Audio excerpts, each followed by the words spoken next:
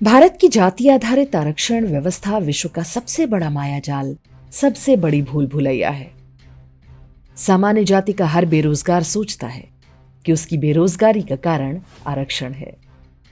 आरक्षित जाति में जिन्हें सरकारी नौकरी मिली है, वो सोचते हैं कि आरक्षण में ही बच्चों का भविष्य है, ये जाने ना पाए।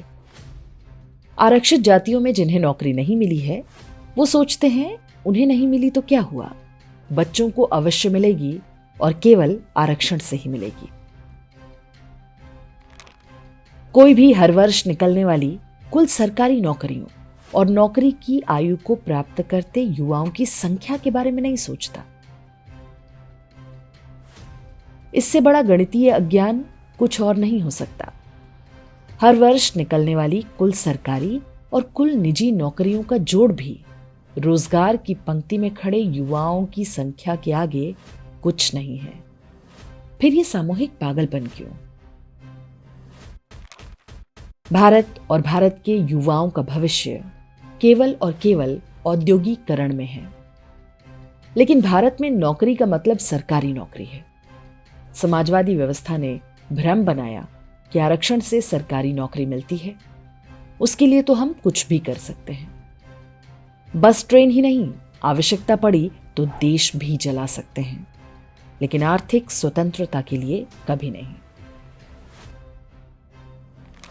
यदि आपने थोड़ी गंभीरता के साथ 12वीं या ग्रेजुएशन तक की पढ़ाई की है या देश और दुनिया की घटनाओं पर दृष्टि रखते हैं, तो समझते होंगे कि वेल्थ अर्थात संपत्ति क्या होती है। कुछ देश संपन्न क्यों हैं और कुछ निर्धन क्यों हैं। नौकरी क्या होती है, नौकरी क्यों होती है, वेतन अधिक कैसे हो सकता है, भारत में ये इतना कम क्यों है। भारत का हर युवा सरकार से नौकरी मांग रहा है।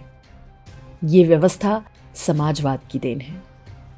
कोई समाजवादी नेता नौकरी देने का वादा कर चुनाव जीत जाता है। सरकारी नौकरियां समय के साथ कम होनी हैं और कम हो भी रही हैं। प्रतीक्षा में बैठे लोग दिन पर दिन गरीब होते जाते हैं। गरीबी का परिणाम है कि वे और अधिक आरक्षण मांगते हैं। जिनको अब तक नहीं मिला, वे भी मांगते हैं। मान लीजिए एक रोटी है। बहुत सारे लोग सोचते हैं कि रोटी में से सबके लिए बराबर हिस्सा कर दो, सारी समस्या समाप्त हो जाएगी।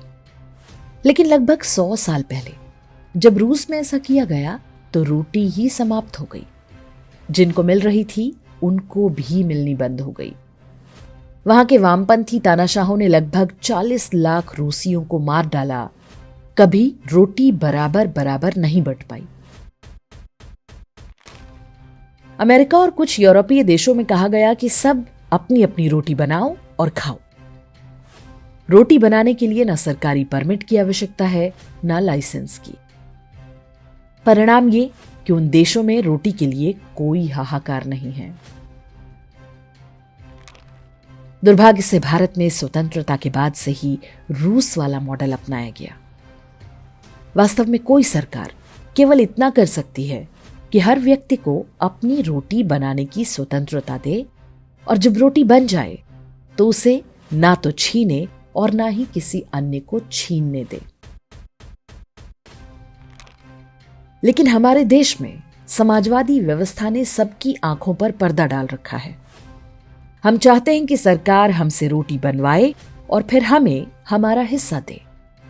परिणाम ये कि रोटी हमेशा कम पड़ती है और फिर शुरू हो जाती है छीना झपटी, यानी आरक्षण के लिए आंदोलन। बात अच्छे नेता या अच्छी सरकार की नहीं है। सरकार ऐसी संस्था है ही नहीं जो सबको रोजगार या नौकरी दे सके। ये काम समाज का है।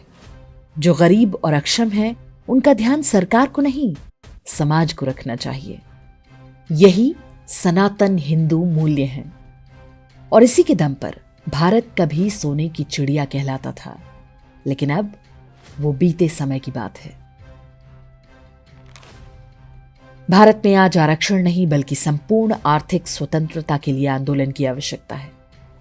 लाइसेंस, परमिट, टैक्स के मकड़जाल और सरकारी बाबुओं के भ्रष्टाचार से मुक्ति। जब तक आर्थिक स्वतंत्रता, निजी संपत्ति की सुरक्षा और वचन की पवित्रता की संस्कृति नहीं आती, बेरोजगारों की भीड़ बढ़ती रहेगी और आरक्षण की मांग होती रहेगी। ऐसे ही हताश और निराश युवक समाजवाद और वामपंथ की ठगी का शिकार बनते हैं।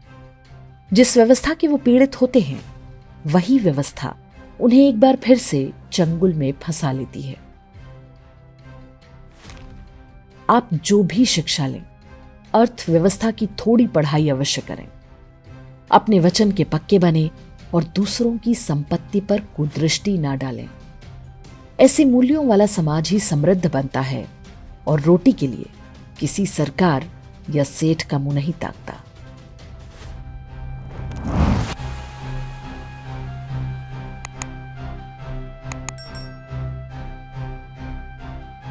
इंडेक्स ऑनलाइन के वीडियो समाज को समर्पित हैं। आप इनको डाउनलोड करके जैसे चाहे वैसे प्रयोग कर सकते हैं। चाहे तो आप हमारे टेलीग्राम चैनल से जुड़ सकते हैं। वहां सारे नए पुराने वीडियो आपको मिल जाएंगे।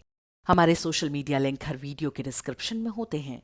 हमारा एकमात्र उद्देश्य हिंदू समाज को जागृत और एकजुट करना है। इसमें सहभागी बने। धन्यवाद।